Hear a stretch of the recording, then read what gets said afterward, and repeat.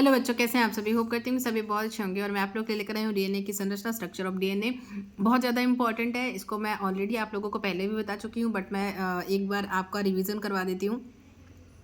Structure of DNA बहुत important है और हर साल पूछा जाता है और आपको पेपर में जरूर देखने को मिलेगा। ठीक है, आप किस तरीके से इसका डायग्राम बनाएंगे और क्या क्या लिखना इंपॉर्टेंट है, तो वो आपको मैं एक बार बता देती हूँ। तो डीएनए की संरचना का सर्वप्रथम अध्ययन वाटसन एवं क्रिक ने 1953 में किया था। कब किया था? 1953 में। किसने किया था? वाटसन एवं क्रिक ने, सभी को पता है। इस कार्य के लिए उन्हें 1962 में नोबेल पुरस्कार से सम्मानित किया गया। ठीक है, इस कार्य के लिए क्या किया गया? 1962 में नोबेल पुरस्कार से सम्मानित किया गया। अब देख लेते हैं डीएनए की संरचना के बारे में। आप इस तरीके का डायग्राम बनाएंगे। ठीक है, 2 हेलिकल्स होते हैं, तो ये इस तरीके से बनेगा। और इसमें क्या होता है, फॉस्फेट और शर्करा जो होते हैं वो लाइन बाय लाइन लगे हुए होते हैं। ठीक है, एक के बाद एक देखो फॉस्फेट शर्करा जुड़े होते हैं एक दूसरे से। इस पूरे जितना हेलिकल, जितने बड़ा आप डीएनए बनाएंगे उसमें साइड साइड में आपको ये लिखना पड़ेगा। ठीक है, तो क्या होता है, प्रत्येक डीएनए अणु 3 प्रमुख क्षारकों से मिलकर बना होता है। डीऑक्सी शर्करा, फॉस्फेट समूह और नाइट्रोजन क्षार। ठीक है, तो ये हमारा बन गया। इसमें एटी और जीसी जुड़े रहते हैं। एटी जो है वो डबल बॉन्ड से और जीसी जो है वो ट्रिपल बॉन्ड से जुड़ा हुआ रहता है। ठीक है, अब आगे बढ़ते हैं। इसमें आप इस तरीके से बनाएंगे, एक तरफ 3 डैश, एक तरफ 5 डैश होगा। ये इन दोनों के बीच की दूरी जो होती है वो 20 एंगस्ट्रॉम होती है।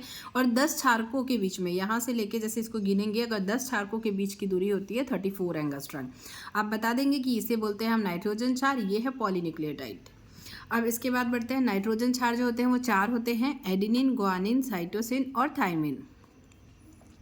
डीएनए का प्रत्येक अणु 2 पॉलीन्यूक्लियोटाइडों का बना होता है। कितने का? 2 पॉलीन्यूक्लियोटाइडों का बना होता है, जिनका व्यास लगभग 20 एंगस्ट्रॉम होता है। इसका व्यास कितना है? 20 एंगस्ट्रॉम है। ठीक है, फिर प्रत्येक पॉलीन्यूक्लियोटाइड में फॉस्फेट तथा शर्करा समूह एकांतर क्रम में जुड़े होते हैं। प्रत्येक पॉलीन्यूक्लियोटाइड में क्या होता है? फॉस्फेट और शर्करा समूह एकांतर क्रम में, एक के बाद एक जो होता है एकांतर क्रम में जुड़े होते हैं। दोनों पॉलीन्यूक्लियोटाइड श्रृंखला नाइट्रोजन क्षार द्वारा जुड़े होते हैं। नाइट्रोजन क्षार मतलब ये है नाइट्रोजन क्षार एटीजीसी, तो उसके द्वारा जुड़े होते हैं। दोनों पॉलीन्यूक्लियोटाइड श्रृंखला नाइट्रोजन क्षार द्वारा जुड़े होते हैं, जिसमें एडिनिन थाइमिन से तथा हाइड्रोजन के द्विबंध तथा ग्वानिन जो है वो साइटोसिन से हाइड्रोजन के त्रिबंध द्वारा जुड़ा हुआ होता है। डीएनए अणु में 10 नाइट्रोजन क्षार के बीच की दूरी कितनी होती है? लगभग 34 एंगस्ट्रॉम होती है। तो इस तरीके से आप डायग्राम बनाएंगे। इसमें आप बताएंगे कि इन दोनों के बीच की दूरी 20 एंगस्ट्रॉम है। 3 डैश 5 डैश रहेगा। फास्फेट और शर्करा समूह आपस में एकांतर क्रम में जुड़े हुए रहेंगे और इसे हम बोलेंगे पॉलीन्यूक्लियोटाइड। और ये जो है वो नाइट्रोजन क्षार है। एटीजीसी 2 और 3 बॉन्ड, लगातार एटीजीसी रहेगा। याद रखिएगा कि एटीजीसी जब लिखेंगे तो सबसे पहले 2 आएगा, फिर 3 आएगा। तो 2 एटी में 2 बॉन्ड रहता है और जीसी में 3 बॉन्ड रहता है। तो इस तरीके से आपका पूरा डायग्राम में यही इसी तरीके से बनाना है। बहुत आसान है और इसमें फुल मार्क्स लाएंगे आप, क्योंकि ऑब्वियसली ये 4 नंबर या 5 नंबर में पूछेगा। तो इस तरीके से आपको डायग्राम बनाना है और ऐसे ही आपको लिख देना है।